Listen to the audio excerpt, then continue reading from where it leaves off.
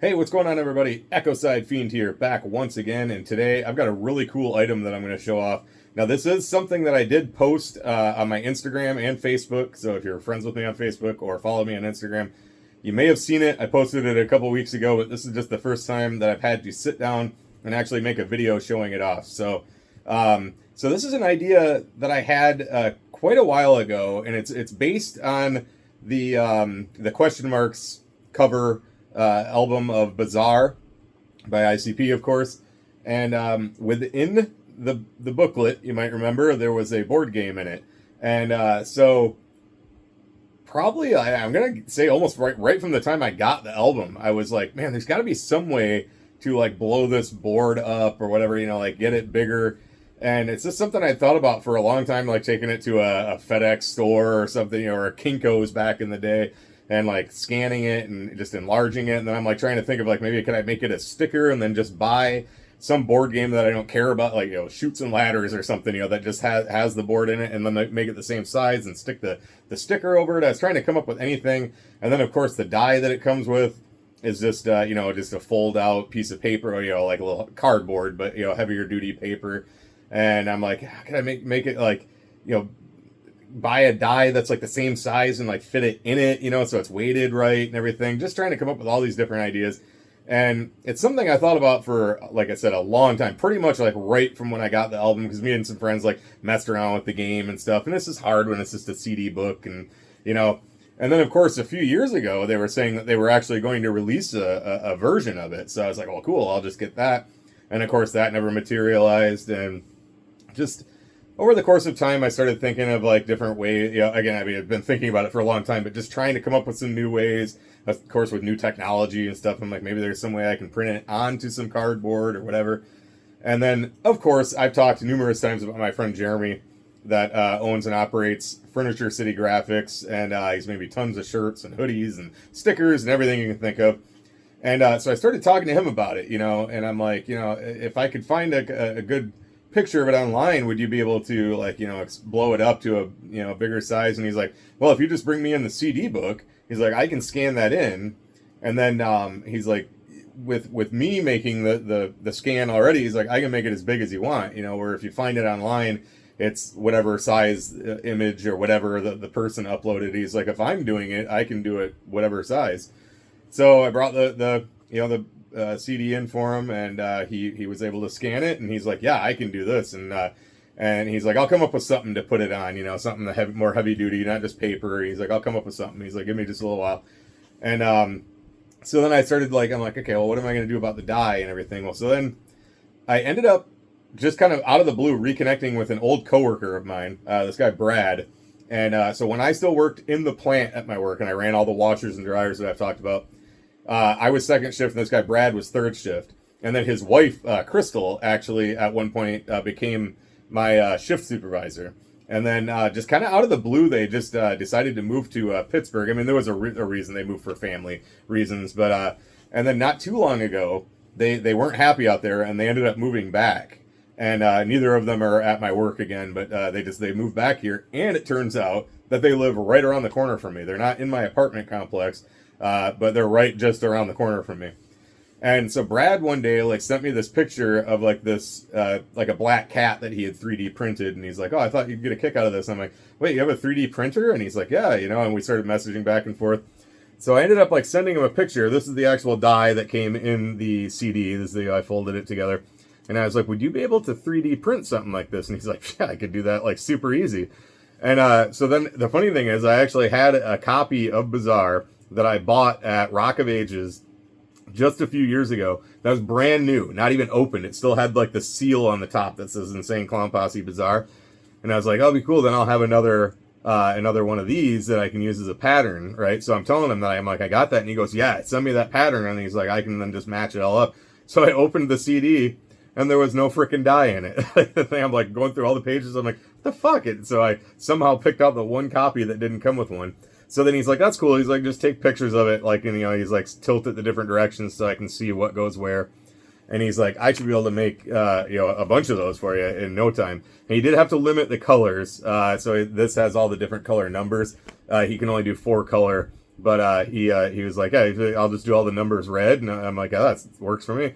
So about 2 days later, not even 2 days later, probably the next day, he sent me a picture, and he had made me, and I move it over this way.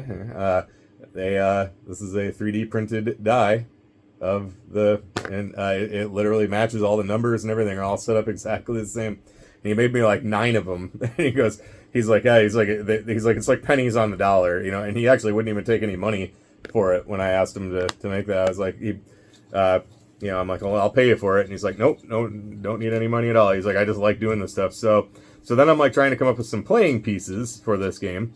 And so he ends up going on some website and he finds like a pattern, like apparently you just download, I don't know exactly how this works, but it's computer, obviously.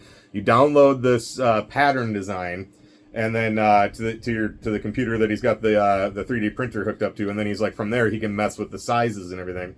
So he's like, he found one of I actually had one of these back in the day. It was like a resin, like Hatchet Man, just on a stand. And the ones in the store were probably about like this big. And it was literally like a pattern to make one of those 3D printed. So he basically just downloaded it, reduced the size, and then made me a bunch of playing pieces. So actually, he made me 4 different color. And then he made me several copies of these too. And he brought a whole box of stuff over for me. And I'm like, dude, I got to give you some money for this. He's like, nope. And he wouldn't take anything. So there are the pieces. And then just a couple days later, if even that, Jeremy hit me up. And he goes, I got your board all done. Why don't you come over and get it? So here it is. This is so fucking cool. It's going to be kind of hard to show it all in there. But so he printed it all up. This part is a sticker, and he even made it so it'll fold shut. And it's actually on this stuff that like I said, he's a graphics design company, obviously. And this is like that kind of stuff that you see like signs. Like if somebody's having their lawn mowed by a lawn mowing company, there'll be a sign in the yard saying another satisfied customer by Jim's lawn mowing service or whatever. And it's on this heavy duty stuff. And then he actually prints stuff and sticks it onto it. And then the company or whatever will put the sign in the yard. Or he's gotten several orders for like people running for like local office and stuff like that. And he did use a little heavier duty one. He said normally the ones he uses are a little slimmer, but he's like, he had some of this sitting around, so he's like, I grabbed some nice heavy duty stuff for you. And then the sticker, of course, just goes over the top, and then that's where it has it fold right in the middle. And then there was one spot on here, I think it's this one right here, like where the staples are.